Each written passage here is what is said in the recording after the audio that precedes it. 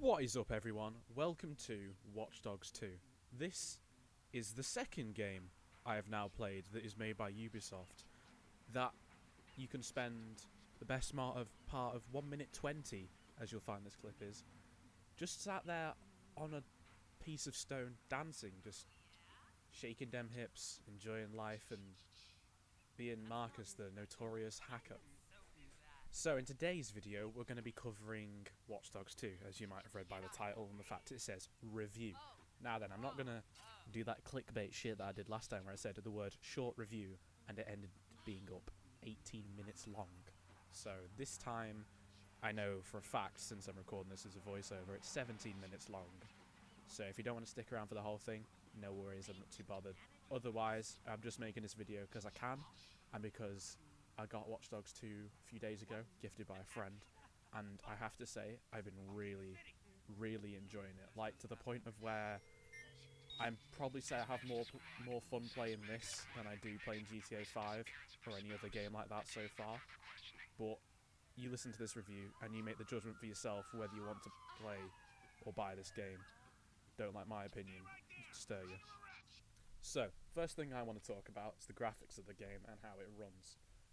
So, for example, my system that I have now is an i7 6700K and a GTX 1070. RAM doesn't really matter because that doesn't overly rely on RAM this game. So, as you see on the screen now, I'm running the game, running about just on the coast. The coast is relatively, like, you know, low detailing, so there's not much impact on your system. But you'll be able to see the FPS count on the top left corner of the screen there. I'm getting like a good 70 frames and such. But I'm running this with the Ultra texture pack that you can download for free on Steam. And as you can see, the graphics of it are just, they're so crisp, I love it. They're all 4K, so I wouldn't recommend using this texture pack unless you are rocking like a GTX 1070, 1080 or something along those lines. Next element I want to talk about is the cars in the game. I know this was a big thing in Watch Dogs 1, the fact that cars were all arcadey and the driving was crap. I've played both, so I guess you could say my opinion matters. Doesn't really, it's the internet. Anyway, what I can tell you about this game is they have massively overhauled the driving mechanic of Watch Dogs 2. When I say that, I mean you can literally just drift these things around. You've got nitrous, they feel more realistic. It's on par, again, I'm going to use GTA 5 as an example. It's on par with GTA 5's driving. I wouldn't say it's as good, because the engine noises are a bit static, there's not really much range to them. But other than that, the car aspect of this game is flawless. I really enjoy just driving cars and such. When it comes to bikes in the game, as you'll see shortly, I'm just about to get this bike here, the bikes, aren't they? They're meant to be more manoeuvrable, a bit more nippy, and they are in this game. They're a lot of fun. Although I do crash in a minute.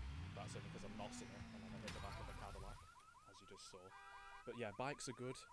I wouldn't say they're my favoured choice of transport because you're very open to the elements and anyone can shoot you off, and plus you can crash like I just did there. But bikes, again, they have improved along with cars from the first one. It's obviously all dependent on what you prefer. Personally, I prefer the cars over the bikes. Now on to the boats. Just kick a bitch in the face. I chose this boat because it's the fastest boat in the game, to my knowledge anyway. But because, you know, it's red. Why the hell not? But boats, you know, they're better. I wouldn't say they're as good as cars or bikes. They're not as responsive, but then again, I don't really expect them to be. It is, you know, it's a boat. It's not going to be like a car when you drift it around the corner, is it? But they're fast, and they handle better than they do in Watch Dogs 1, but I wouldn't recommend them as a mode of transport personally. Now moving on to the more involved part of the gameplay is the parkour. I feel as though the parkour in Watch Dogs 1 was pretty simple, you know, there wasn't much to it. I mean, it allowed you to get places that you would I guess you'd want to get to, being the person you are, you know, being a hacker, wanting to get somewhere so you can overlook something. But I'd say in Watch Dogs 2, they've revamped it. They've made it so Marcus, he moves more agile. His running's a bit stale. Like, you'll just see he has a sort of Terminator run to him. He doesn't really have any sort of style about him. He just sort of runs like a Terminator. But they've made him so he does like a lot of cool stuff when he climbs up stuff, climbs over stuff, jumps off stuff, a lot of stuff. But I'd say it's a good part of the game because it does mean that you want to move around more. So like I am now, moving around on this rooftop, because it does feel cool if you're into that sort of thing. And I mean, they've done it very well. I mean, there's not really much that's wrong with the parkour in the game. I mean, there's the odd time where, for no apparent reason, you'll be on like a high building and then you'll just accidentally press forwards, in my case W on the keyboard, and he'll just throw himself off it. But I mean, you saw just then, he just does, sometimes when he jumps off buildings, he'll do like a backflip, and it's quite cool. And then, yeah, you get sometimes like that where the jump just doesn't work. But I'd say this is probably one of my favourite features of the game, how diverse the world is. Like, you could pretty much get anywhere in the game in terms of on buildings. You can go anywhere, which does lead me to a bit of a problem, which you'll hear towards the end of the video when it comes to online invasions, hack attacks and such like that, because it does, obviously it allows people to be a bit sort of spammy and scummy about where they go, because someone could just get on one of the cranes in game, sit their arse on top of a skyscraper and sit there with a sniper, meaning no one can get them, and they can just sit there farming XP online to get ranks and such. So that is a bit annoying. Now we get to the more technical side of things. As you'll see in a minute on the screen, they'll pop up, is the little leaderboard thing. This is to do with online, and you might want to stop the video, by the way, but if you look, there'll be different ranks, and you can get to Master, Diamond, Bronze, all that shit. I'm at Diamond because I'm sweating it a bit, but you know.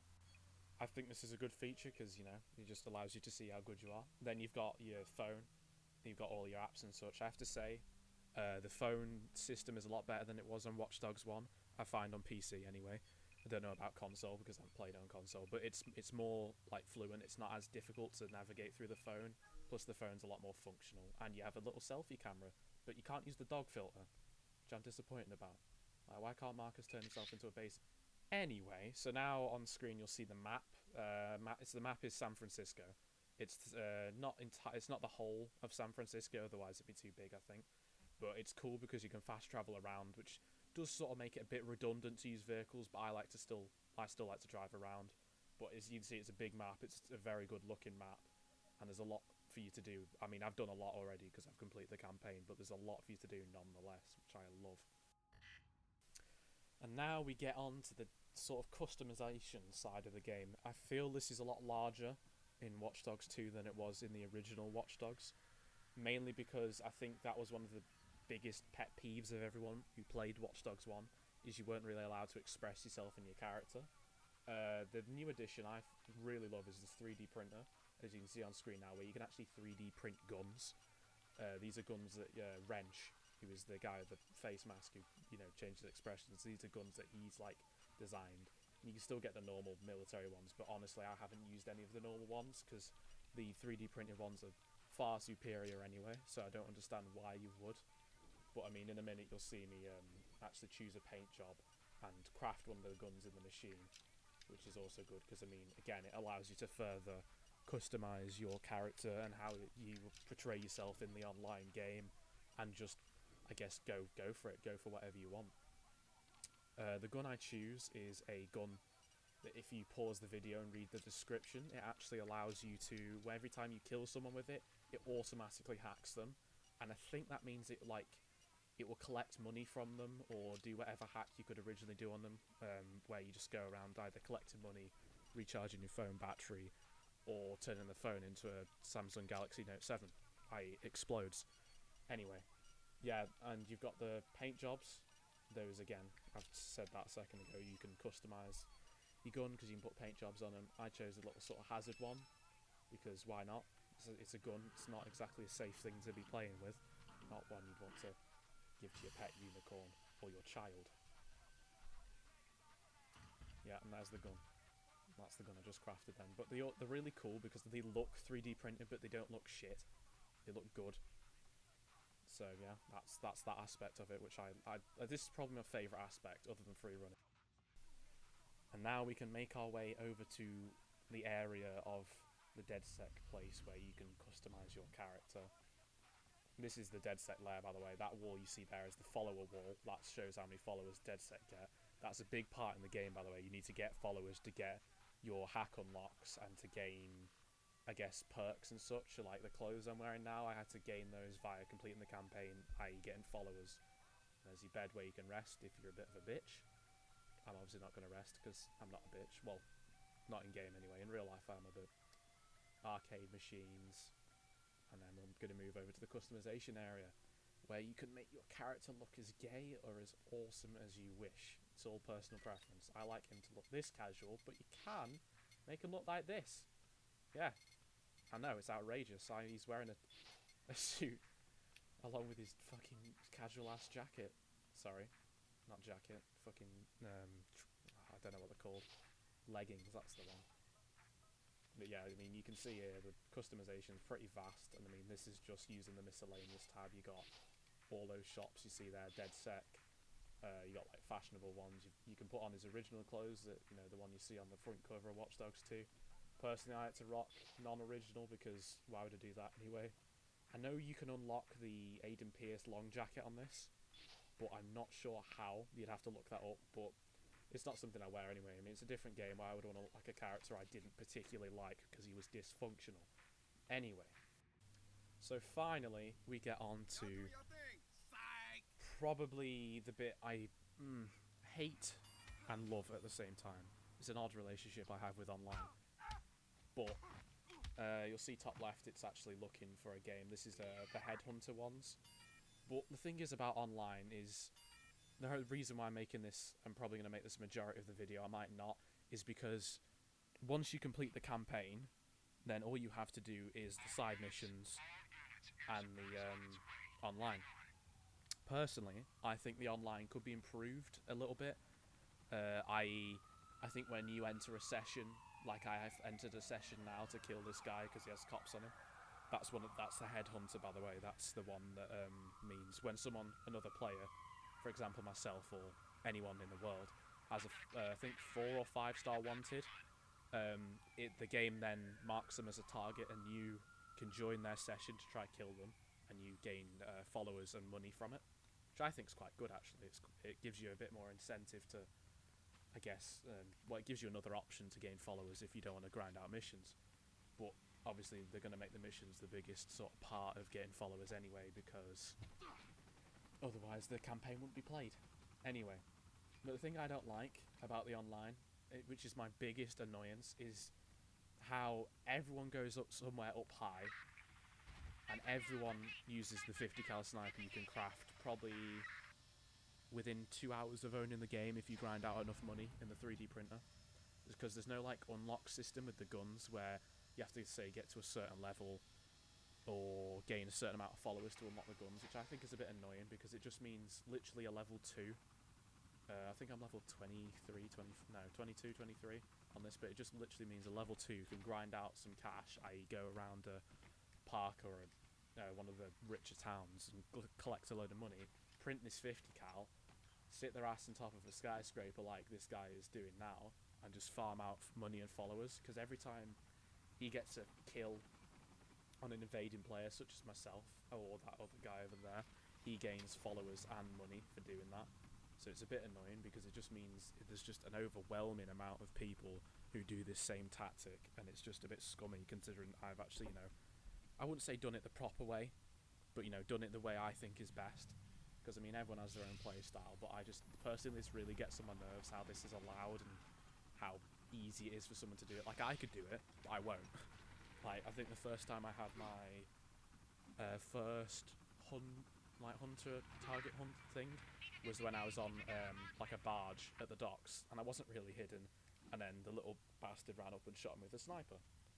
I mean, I don't mind getting shot with a sniper, it's in the game, you might as well use it, but at the same time, I'm not the sort to sit on top of a building where the only entrance is with a crane or with a little window cleaner thing unit, and then just whenever anyone tries to get up, as you might see later on in the clip, I try to get up on a little lift thing and he just sends it back down, Because the thing is, if I had kept controlling it to go up, he could have just shot me.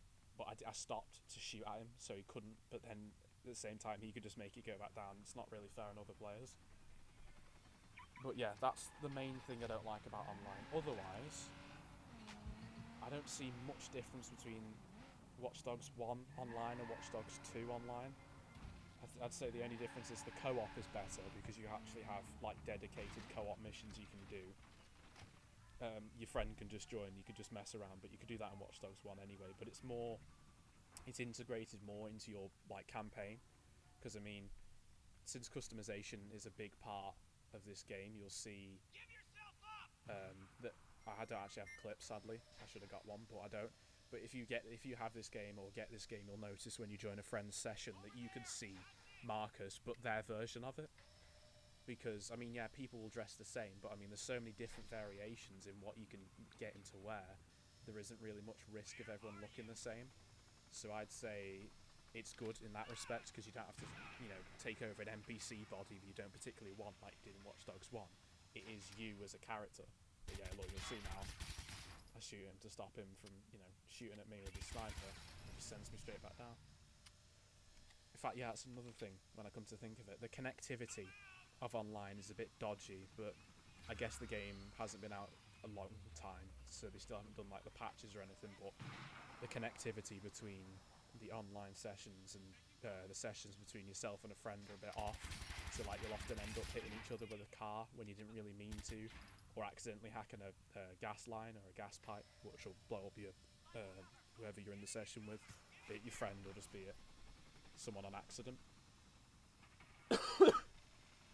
But other than that, I'd have to recommend this game because if you compare it to Watch Dogs 1, which I think most people are, it is like, as a friend of mine put, the holy grail of Watch Dogs series so far.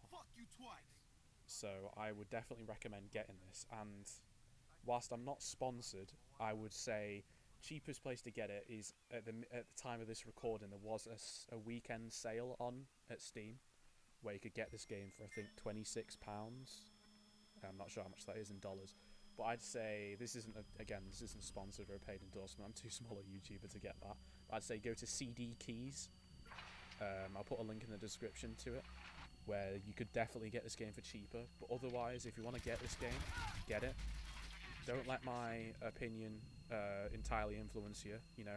Get it for yourself. I mean, you get on Steam, you get 2 hours playtime for free, essentially, because if you play it for 2 hours, then you can get it refunded. So I mean, I guess get it, and if you don't like it, get it refunded. If not, keep it. Let me know in the comments if you like it or not, because I personally love it. It's probably, I think it's my favourite game of 2016 so far. But yeah, other than that, thank you for watching. Hope you enjoyed the video. It's gone to the Division time now. It's now at 18 minutes, but oh well. It's good content, I hope. Anyway, thanks for watching. Leave a like, comment, share, subscribe if you wish, and peace.